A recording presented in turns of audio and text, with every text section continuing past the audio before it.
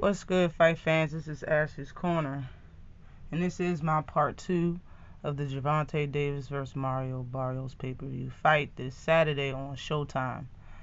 Um, Let me just start out by saying that Mario Barrios is everything that Tank's last opponents isn't, simply because it's in the weight class that Tank hasn't fought at. That makes a lot of things very tricky.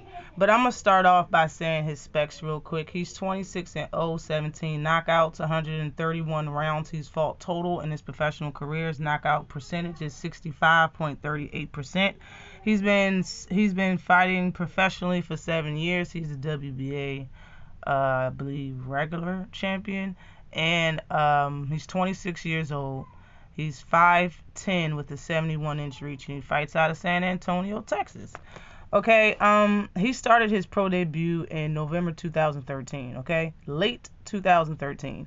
And he started at 122 pounds. In 2014, which is the very next year, he was at 126. The very next year after that, 2015, he was at 130. And his first fight in 2016 was at 135 pounds. Okay? In 2017 is when he started fighting at 140.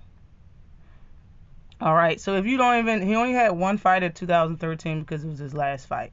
I mean, because it was late in the year. It was in November. So basically, in 3 years, he was at 140 pounds. So, I mean, one thing for sure is that, you can't really call him a 122-pound fighter.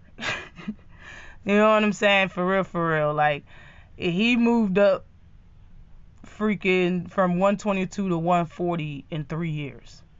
You understand what I'm saying? This is just, like, you might as well not even count him at 122 or 126 or 130 for that matter. You know what I'm saying?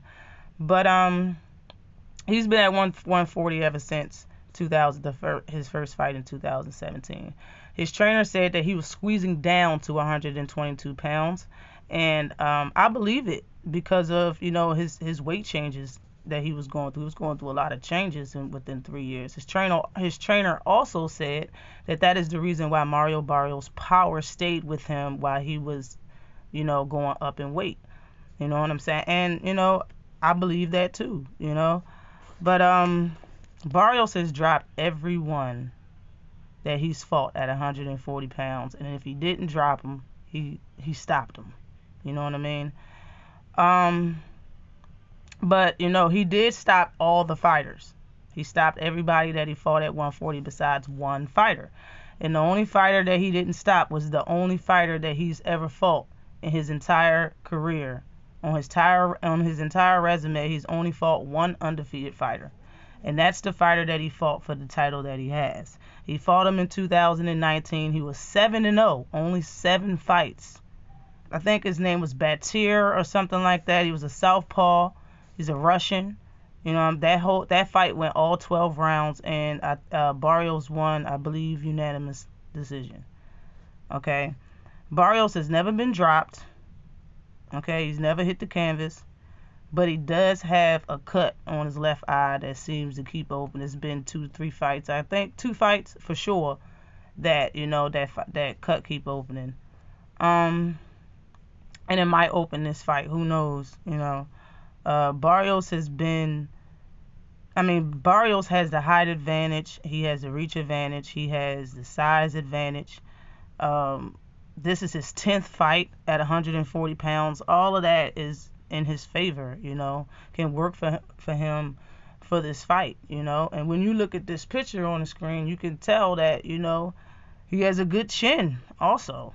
He has to have a good chin to look like that. And that was when he got the title, when he fought the Russian. He looked like that because the Russian had pop, you know what I mean? But he never got dropped during that whole fight. He is a warrior, a Mexican warrior, like he says. He stays in there and grits it out. That's how I know this is going to be a great fight. But what makes the difference in this fight is his corner, Virgil Hunter. He makes the biggest difference in this entire fight is Barrios' trainer. Okay? A trainer can make or break you. He can make or break a fighter. Being that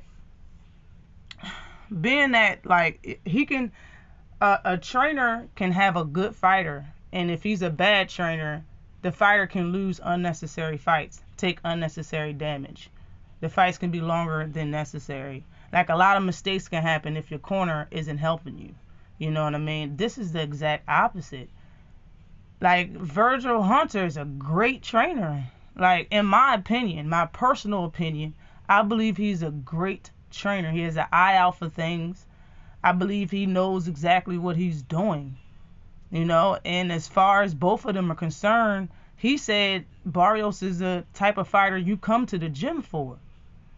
And Barrios said that Virgil Hunter is a great trainer. He's more than a trainer, and he gets through to him. He knows how to talk to him. That right there is big. It's needed when it comes to, you know, for fighters. And I look back at Elvis Rodriguez. I believe he's a lot better than what he's been putting on, and I believe his trainer is probably lacking something or not telling him something. It's a lot of things that can go wrong. Like, look at Deontay Wilder. His shit is just totally different now. Like, when it comes to trainers, a fighter can be great, but if your trainer ain't nothing, then you aren't going to be as good as you're supposed to be. Barrios is a good fighter, and his trainer is just like, this is what makes me, I would say, I'll speak for myself, this is what makes me nervous for this fight. Not only is Barrios a good fighter, but his trainer, somebody's been training him for years. His corner knows what they're doing. They know what they're looking for. They know how to move Mario Barrios. I believe that he's going to use his reach in this fight. You know, Barrios is a rangy fighter. He knows how to use his reach. You know, he's a sharp body puncher. He has good power. You know, pretty good foot movement. You know, it's just from everything that I've been seeing out of, like, cause I went back and I watched that fight, and I'm gonna give I'm gonna make another video tomorrow giving my whole breakdown of the fight and my prediction. But this is not an easy fight for Tank. But everybody says he's a smaller guy. He's definitely not. He's not. Tank don't have the advantage in anything when it comes to size, height, or weight in this fight at all. You can't say that he's not taking on a challenge. And the fact that this is, I don't care what you say, if he's a secondary champion or not, he's a champion. He's a champion. I believe Barrios knows what's in front of him, and I'm not gonna say he got a lot to prove, but he got a lot to show, because he knows that Tank's a draw, and he believes a win will catapult his career, and it just might do that. It just might. If a win, depending on the fashion, just might do that. But Tank, if he beats Mario Barrios, what are you gonna say? Are you gonna be mad that he's not fighting a black fighter? Because I see that that's the only thing he isn't, and that's what people are really mad about. They mad about a lot of things about Tank, and Mario Barrios covers all of that. Mario Barrios covers all of that, but he ain't black. So